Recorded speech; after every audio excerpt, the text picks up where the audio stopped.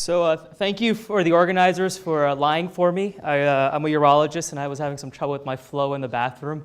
It wasn't really a mic issue. So thank you for that. Now, Illy, thanks for a kind introduction. I just want to add a few more things. I think the last speaker talked about bragging, so just brag a few more things about myself. I essentially really like long walks on the beach. I love anything infused with chocolate, and I am absolutely in love with being a doctor. And it wasn't always like that. And I'm so excited today to be able to share with you how, because of people just like you that are sitting there in the audience with their phones and on social media, I fell back in love with medicine again. So I feel like there's been a lot of hype here, and all the speakers have been making you do things that they specialize in, like yoga and laughter yoga and singing and opera. So I feel I should use something that I specialize in, and that's urology. So I'm going to ask all the guys in the room to basically stand up. Women, you really can't do this, and if you can, then talk to me later. But I figured what we would do is laughter testicular exams. And I would teach you how to do your self-testicular monthly exam as a urologist. So, dude, put your zipper back on. I'm totally kidding. All right, well, sit down.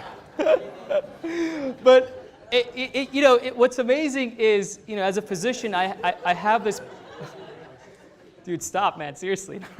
I'm kidding. As a physician, I have this power to heal patients with my skill set. And as a surgeon, I can do it with surgery, I can do it with medicine. But unfortunately for me, it wasn't always that easy. And I actually really hated my field. And it wasn't until recently, I would say about 2 years ago, when I started looking at my life in a different perspective, that everything changed. So enough about me. I want to get to know my audience a little bit. So I'm basically going to put up 2 questions up here on the projection screen here. And I just want you guys to answer it. You can be soft, or if you're really passionate about the answer, then go ahead and scream as loud as you want. So you guys ready? Yes. First question. Name something you hate. Oh, doctors. I think I heard mother-in-laws a few times in here too. All right, next question. Name something you love. Whoa, hold on. I only heard one voice in the room, and that was my wife, and I think I heard her screaming shopping. So we'll have to talk about that later. I am getting all the alerts from American Express wife, so I know how much you spent today, so we'll talk about that later. But love is one of those things that you can easily fall into love, and you can easily fall out of love. But to stay in love all the time, what you need is a connection. And whether it's a spiritual connection, an emotional connection, or a physical connection, to stay in love, you have to remain connected. But I personally had a problem with that. And my problem was that I spent 14 years of my life, $400,000 of my parents' money, getting an education in medicine. And the year that I finished my training, I was 32, and I hated being a doctor. It wasn't because I had any complications. I was actually a very good surgeon. I would say I had very good bedside manner. And I would say that I was appropriately dispensing medications. I don't think I was doing anything wrong as a doctor, but deep down inside, I just was not enjoying it because I went in to heal patients, and I just didn't find that I was able to do that on the scale that I wanted to. Now, you may be asking, what's wrong with being a urologist? You talk about balls all day, and you play with these cool instruments. That's what we call a cystoscope, which we put in the bladder. And when we sometimes go inside the bladder, we may see things like this. I had some other pictures, but they kind of told me not to put them up, but I can show you later. But basically things like this, where there's bladder stones, and then there's a big kidney stone that we've taken out as well. And I have this most amazing partner in crime. And his Twitter handle is actually NutDoc. And he flew in this morning, nutty as he is, to come in for this talk. And I want to thank him. So Joe, thank you for flying in today. But I have this great opportunity as a surgeon to do some amazing surgeries, help people. I have a great partner in crime. And the best part is I get to dispense some really cool medications. I get to give you medication that helps your flow in the bathroom and helps your flow in the bedroom, guys. What is there not to love about being a urologist? But the problem was I just felt like I wasn't able to connect with him. And it really came down to me feeling more like a hypocrite rather than a doctor. Because I would be sitting there in my office in front of the patient, and I would be telling my obese patients, hey man, you have infertility. Your estrogen's a little high. To kind of bring that back down, you really need to lose 20 pounds. You know, you really do. Whereas I was 20 pounds overweight myself. I would be sitting there in the office with my patients that have kidney stones and be telling them, you really need to drink increase your water intake to 10 to 12 glasses a day. You need to only take in 2,000 milligrams of salt a day. You need to change all this stuff in your diet. And I was that same doctor at Taco Bell that same day drinking soda and having my weak salt intake in just one session. I was a hypocrite. And what hurt me the most is my patients that had sexual dysfunction. I would be sitting them eye to eye with his wife or his partner next to him and telling him, you really don't need medication. You really just need to communicate what you want with your wife. And I was that guy that had zero communication with my own wife. I was a hypocrite. Why did I even deserve to be a doctor? And it gets you thinking, you know, am I just alone in this? And I'm really not. If you look at statistics, if you look online, if you look at TV, any publications, there's this whole new phrase called physician burnout. You know, 58% of doctors would never do it again. You know, there's going to be a huge national shortage in America of doctors. No one wants to be a doctor. And I was one of them. But then I took a step back. And what is the real problem? The real problem is not being a doctor or my patients. It's really me. And it's hard to admit to this, but I was depressed. And sometimes it's hard to tell why you're depressed. You know, you don't need one exact reason. But I just wasn't connected to my inner self. So it gets you thinking, like, why did I even do this? And then you realize the problem is not physician burnout, it's not me, it's actually a problem with men overall. Men suck at their health. And I did too, and that's why I just felt really guilty when I was telling guys to take care of themselves when I myself was not taking care of themselves. Now I can sit here all day, tell you about myself and how much I sucked and how much I was overweight, but I'm gonna let statistics speak for themselves. 24% of men, when they need to go see a doctor, will not go see a doctor. 74% of men in America are overweight or obese. 80% of suicides in America are males. If you look at the top 10 causes of death in America,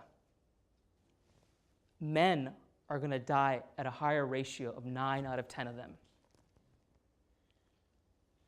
Look at this graph. This is the graph that really gets me going. Is the life expectancy between a guy, a male, and a female is a gap of 5 years. In 1920, the gap was only 1 year, and now it's 5 years. And you may think, oh, this is just an American problem. It's a global problem. In the United Kingdom, the gap is 4 years. So here, men live 4 years less. In America, they live 5 years less. In other countries, they may live 10 years less. This is a global problem with men's health, and we need to do something to change that. So what exactly is the solution? Now, I have this beautiful picture here. And I didn't realize the solution was actually right in front of my face. And it happened one night that me and my partner went out to dinner. And we go to a lot of dinners, social events. But this time, my partner actually brought his girlfriend, his new girlfriend, who I had actually never met. And the second I saw her, I totally fell in love with her. My jaw dropped, my mouth started salivating. I wanted to talk to her. I wanted to play with her. And what was cool is that when we were in all these settings, we got guys talking. And so they would come and talk to her, and then they would essentially ask us, like, what are these two doofuses doing with someone like her? And then we would start talking that we're urologists and we're doctors. And then the questions started coming. Oh, crap, you're a urologist? Wait, what? I'm having some trouble down there. Can you give me some advice? Or, you know, I've had trouble with kidney stones. Is there anything you can do for me? Or I'm having blood pressure issues. Or my dad's had a stroke. Is there anything I should be doing differently? And then it's like, holy crap. What she's able to do, we haven't been able to do in our practice, is get guys talking and thinking about their health. And that's when the light bulb went off. That we can use someone like her to engage men in conversation about their health. We can get them naked, you know, we can break some barriers. But you might be wondering, what exactly does this beautiful lady look like? She has the most beautiful skin, the most perfect curves, and her name is Tesla. Now,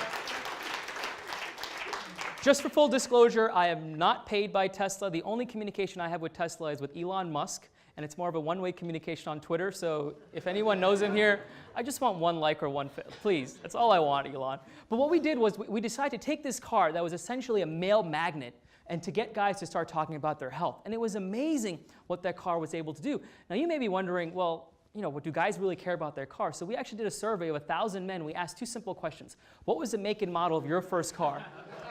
And over 80% of men knew the make and model of their first car, but only about half could remember their last doctor's appointment.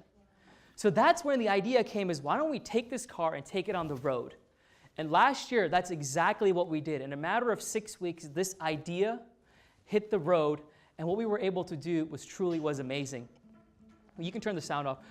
What we essentially did was we drove for 11,000 miles over 26 hours, nonstop engaging men. And how did we engage men? Number one, we engaged them on the road. So this car needs to be charged up every hour and a half or 2 hours. If my partner's driving really fast, almost every hour. But we stopped the car, and every stop we had rallies just like this, where we had sometimes 10 guys and sometimes hundreds of guys come in to talk about their health. But what brought them there was the car and the various technologies that we were using. While we were driving, we engaged them on social media, either through live webcasts with over 40 international men's health experts, or just on social media with us doing fun things and talking about various men's health topics. What was really cool was the statistics. We were able to raise, this is all nonprofit, able to raise over $20,000 for research and scholarships, but we were able to engage over 350,000 people in a matter of one day. 350,000 people. That was the wow moment, that we have something here that we're able to engage men.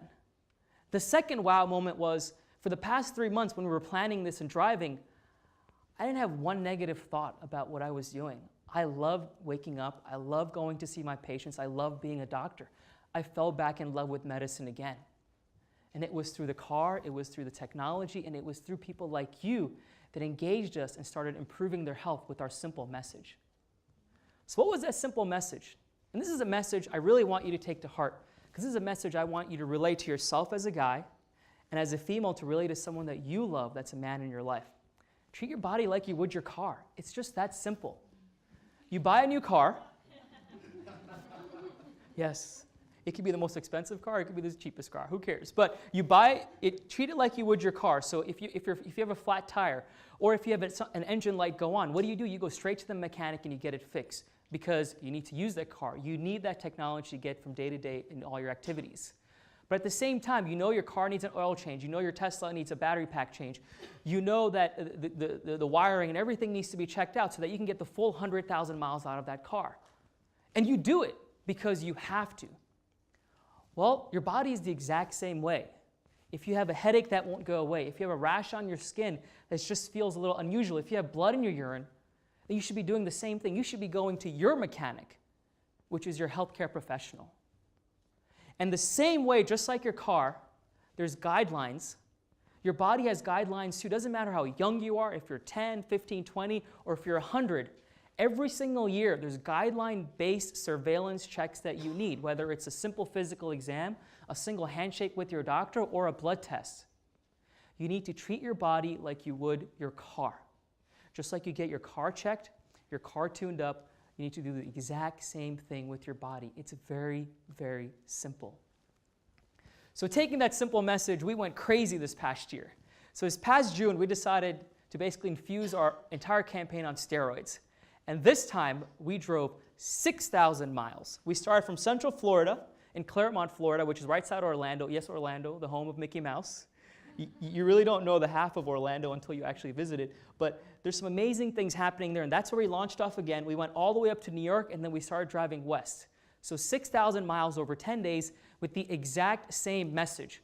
Treat your body like you would your car. Take care of it and get the full 100,000 miles out of it. What was really neat this year is we got a lot of publicity. We were on over 250 media stations.